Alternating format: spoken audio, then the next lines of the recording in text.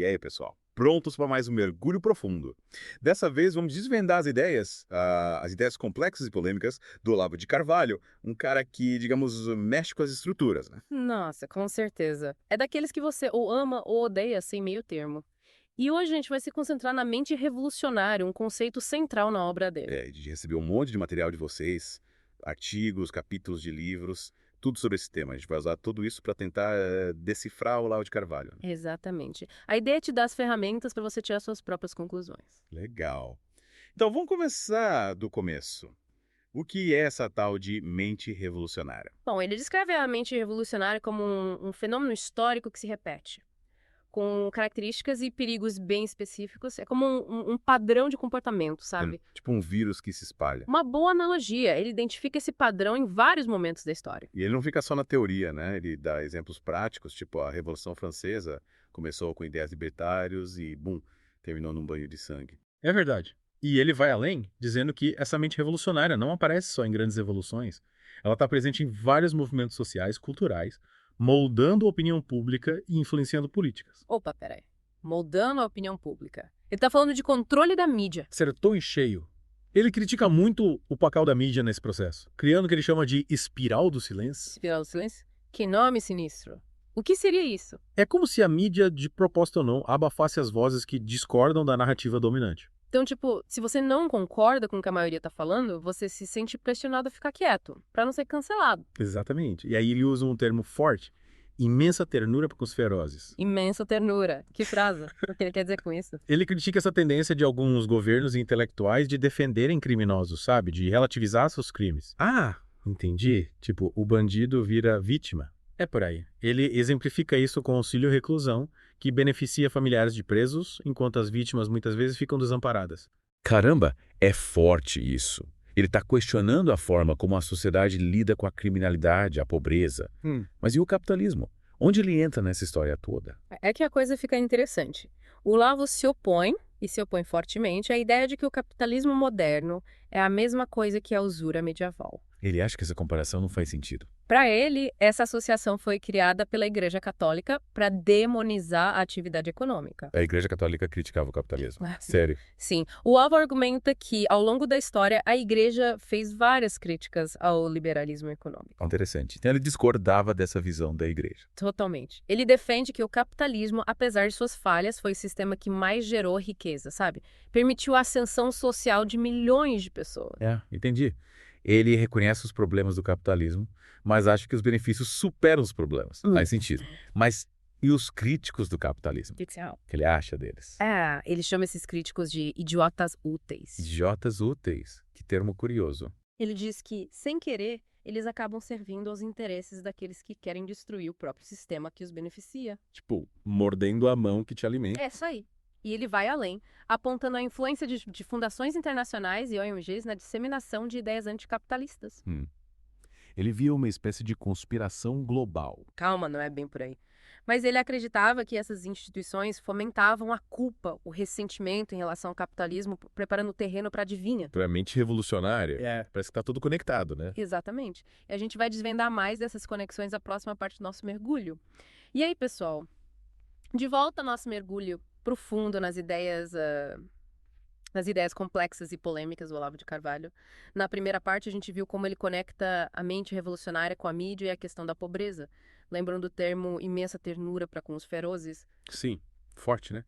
Ele critica essa tendência de defender criminosos, relativizar seus crimes. Mas e aí? O que mais ele fala sobre essa mente revolucionária? Ele vai além. Ele descreve os 5 estágios dessa mente. É como se fosse um mapa da radicalização, sabe? Um guia de como alguém se torna um revolucionário. Tipo isso. É mais ou menos isso. Ele argumenta que essa mente opera sob uma lógica própria. Uma lógica que busca negar a realidade presente em nome de uma utopia futura. Ou seja, para ele, o revolucionário não quer só mudar o mundo, ele quer criar um mundo totalmente novo. Mesmo que isso signifique ignorar os fatos, a realidade. Exato. E aí que mora o perigo, segundo ele. Essa negação da realidade pode levar a uma distorção da moralidade. Uma distorção onde os fins justificam os meios, por mais cruéis que sejam. Mas então como ele explica esses 5 estágios? Ele dá exemplos concretos. Sim, ele usa vários exemplos históricos para ilustrar cada estágio. Por exemplo, no primeiro estágio, a pessoa começa a questionar as autoridades, as instituições tradicionais. Com aquele adolescente rebelde que acha que sabe tudo. É. Que os pais e professores estão errados. Pode ser, mas ele não está falando só de rebeldia adolescente, é algo mais profundo. No segundo estágio, a pessoa já começa a se identificar com grupos que compartilham dessa visão crítica da sociedade. Começa a encontrar os parças da revolução. Exatamente. E no terceiro estágio, a pessoa já desenvolve uma forte convicção. Uma convicção de que o sistema atual é injusto e precisa ser derrubado. Aí a coisa começa a ficar séria. O que acontece nos estágios, os estágios finais? No quarto estágio, a pessoa já está disposta a usar qualquer meio para alcançar seus objetivos, mesmo que isso signifique violência ou coerção. Nossa. E no quinto estágio, a pessoa se torna um fanático, totalmente dedicado à causa e disposto a sacrificar tudo por ela. Caramba, é uma escalada bem assustadora. Mas parece, será que todo mundo que critica o sistema ou que participa de movimentos sociais está nesse caminho da mente revolucionária? Boa pergunta. O Olavo não diz que todo mundo que critica o sistema é um revolucionário em potencial. Está falando de um tipo específico de mentalidade, que ele identifica em alguns grupos, alguns indivíduos ao longo da história. Entendi. Mas e aí o que mais ele fala sobre a influência dessa mente revolucionária na sociedade? Ele argumenta que essa mentalidade se manifesta em várias áreas, da política à cultura, da educação à mídia, e ele aponta para a influência de certas fundações internacionais, tipo a Rockefeller, a Carnegie, a Ford, na difusão dessa mentalidade. Ele tá falando de uma conspiração global. Tipo Illuminati controlando o mundo. Calma.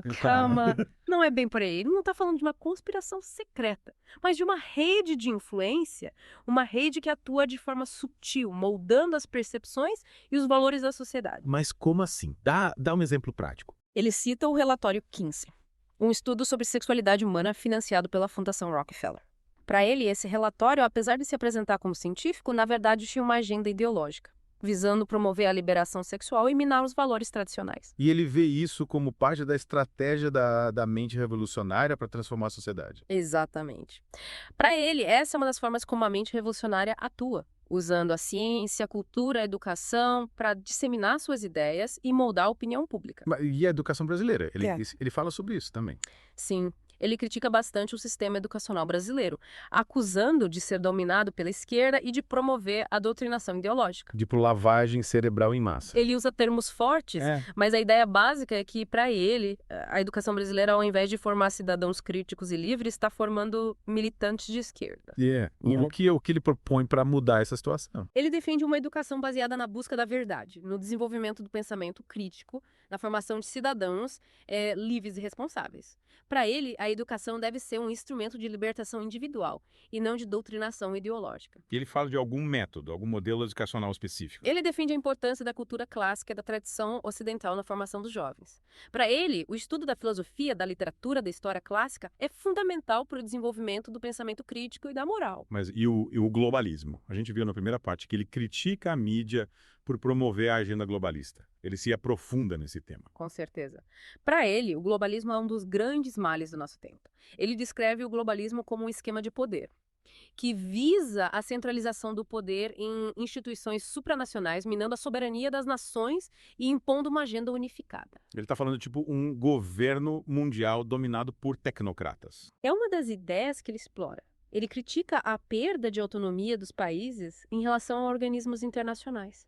A imposição de políticas globalistas, que muitas vezes, segundo eles, são prejudiciais aos interesses nacionais. E ele dá exemplos concretos de como esse globalismo se manifesta. Ele critica, por exemplo, a influência do Foro de São Paulo, que, para ele, articula governos e movimentos de esquerda na América Latina com o objetivo de implantar o socialismo no continente. Mas o Foro de São Paulo não é só um fórum de debates entre partidos de esquerda. Para ele é muito mais do que isso. Ele vê o Foro de São Paulo como uma organização que atua nos bastidores, influenciando governos e promovendo a desestabilização dos países que não se alinham com a sua agenda. E ele acusa o Foro de São Paulo de usar táticas ilegais, violentas, para atingir seus objetivos. Ele chega a afirmar que o Foro de São Paulo usa o narcotráfico e o terrorismo como instrumentos para alcançar seus objetivos. É uma acusação bastante séria. Nossa, ele tem provas para sustentar essa acusação. Ele apresenta alguns indícios, algumas conexões, mas é importante lembrar que essa é uma visão polêmica, que não é compartilhada por todos. Entendi. Então, para ele, o Foro de São Paulo é tipo um braço da mente revolucionária atuando na América Latina. Exatamente. Ele vê o Foro como um dos principais agentes da mente revolucionária no cenário político latino-americano. E ele critica a mídia por, segundo ele, ignorar ou minimizar as ações do Foro. Ou seja, mais uma vez ele critica a mídia por, na visão dele, não cumprir seu papel de informar a população de forma isenta e imparcial. Exato, e ele vai além, acusando a mídia de ser cúmplice da mente revolucionária, ajudando a propagar suas ideias e a silenciar as vozes que se opõem a ela. Caramba, é muita coisa para processar. Ele realmente tece uma rede complexa de conexões entre a mente revolucionária, a mídia, a educação, o globalismo. Sim. E a gente ainda vai explorar mais essas conexões na próxima parte do nosso mergulho, quando a gente vai falar sobre o papel da mídia na formação da opinião pública. Estamos de volta, pessoal. Mergulhando de cabeça, mais uma vez, no mundo das ideias do Olavo de Carvalho. Nas partes anteriores, a gente viu como ele conecta a mente revolucionária com a mídia, a educação, até com o globalismo. Muita coisa, né? A gente explorou bastante coisa, mas ainda falta uma peça fundamental nesse quebra-cabeça: a formação da opinião pública. Como as pessoas formam suas ideias, suas crenças sobre o mundo. E como o Olavo via esse processo. Para ele, a mídia tinha um papel central, crucial, mas não era só manipular notícias, não, ele ia além. Falava da espiral do silêncio, um conceito para explicar como a mídia silencia as vozes discordantes, criando a ilusão de um consenso. Espiral do silêncio. Parece até filme de terror. Mas como isso acontece na prática? Imagina que está num grupo, todo mundo concorda com uma ideia, mas você pensa diferente, você fica quieto, por medo de ser excluído, ridicularizado. Eu não sei bem como é. É como se sua opinião fosse engolida pela pressão do grupo. O Olavo dizia que isso acontece em escala maior na sociedade. A mídia dita o que é aceitável pensar, o que não é. Entendi. E ele dava exemplos de como isso acontece. Vários. Casos em que a mídia minimizou ou até ignorou os riscos do desarmamento, da legalização das drogas. Ah, entendi. A mídia meio que escolhe o que a gente vai saber, né? Isso. E molda a forma como a gente interpreta os fatos. Mas e aí, essa manipulação é intencional? Ou pode ser só, sei lá, um reflexo dos jornalistas, dos seus próprios vieses, suas crenças? O Olavo acreditava que sim, que havia uma intenção. Ele dizia que a mídia era um instrumento, uma ferramenta da elite globalista. Foi impor sua agenda, né? Exatamente. Ele via uma conexão direta entre a espiral do silêncio e o globalismo. Faz sentido. A mídia globalista promovendo o multiculturalismo, o ambientalismo radical, a desconstrução dos valores tradicionais, tudo para enfraquecer as nações e fortalecer o poder global. Conta pra ele, a mídia não só silenciava as vozes discordantes, como promovia ativamente a agenda globalista. E qual a solução? O que a gente pode fazer? Educação. Era o que ele defendia. Desenvolver o senso crítico. Buscar fontes de informação independentes. Se ele incentivar as pessoas a questionar tudo. Questionar tudo. Tipo, até o que a gente tá falando aqui. Tudo. Buscar diferentes perspectivas, formar as próprias opiniões. Ele não queria seguidores, queria pessoas que pensassem por si mesmas. Ele queria que a gente fosse mais do que consumidores passivos de informação, né? Exatamente. Cidadãos ativos, engajados, críticos, capazes de analisar os fatos, questionar as narrativas, defender o que a gente acredita. É um desafio e tanto. Mas é o caminho para romper essa espiral do silêncio que ele tanto criticava e construir uma sociedade mais justa, mais livre, mais democrática. Que jornada. O Olavo de Carvalho, sem dúvida, nos provoca, nos faz pensar. E esperamos que esse mergulho tenha te inspirado a questionar, a buscar conhecimento, a formar sua própria opinião. Afinal, a gente não quer te dar respostas prontas, né? A gente quer te dar as ferramentas, as perguntas certas. Isso. E te convidar para essa busca constante pela verdade. É isso aí. A gente se vê no próximo mergulho